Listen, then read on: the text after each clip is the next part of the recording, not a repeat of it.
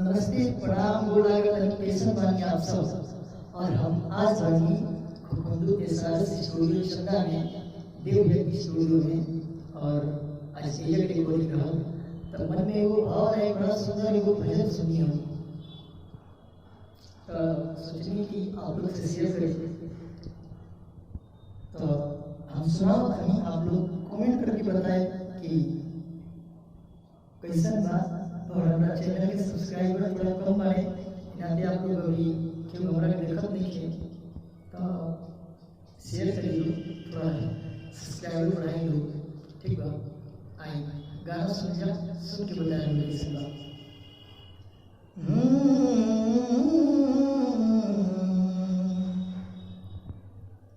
कान्हा कान्हा रोटेली अरे बेचारी राधा प्यारी। अरे कान्हा कान्हा रोटेली बेचारी राधा प्यारी। कैसन वियोग रोग कैसन वियोग रोग देहलए मुरारी। कैसन वियोग रोग देहलए मुरारी।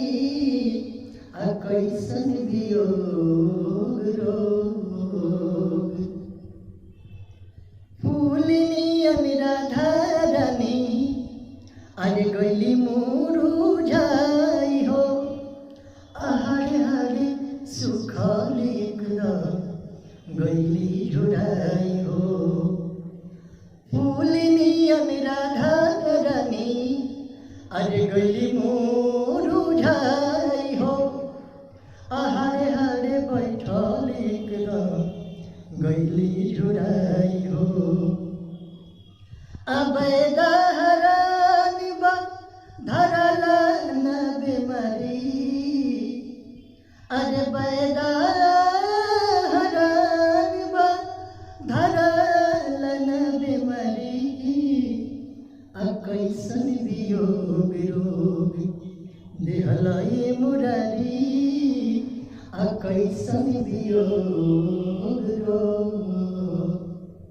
और ये गाने का सबसे बढ़िया लाइन लगल राम को रे राधा वाला अरे रोग तो के लागे।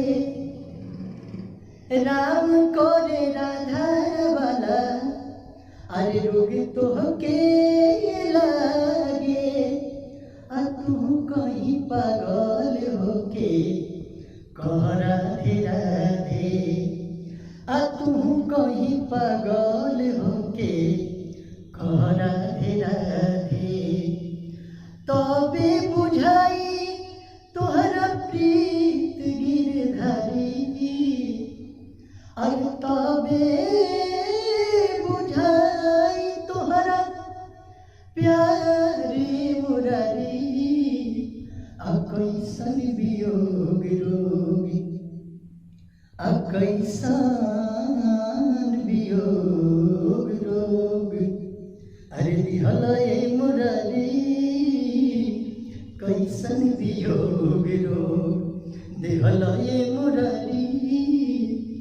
कैसन वियोग रोग। कान्हा कान्हा रोटेली बेचारी राधा प्यारी। अरे कान्हा कान्हा रोटेली बेचारी राधा प्यारी। कैसन वियोग रोग देहलए मुरारी। कैसन वियोग रोग। उम्मीद बा आप लोग के पसंद आई। और भाई के आप लोग ऐसे ही अपन प्यार देते रहे कभी को माइक छोड़ देता कैसे हिलाओ हो जाते हो। नमस्ते प्रणाम गोड़ लागत जय श्री राधे।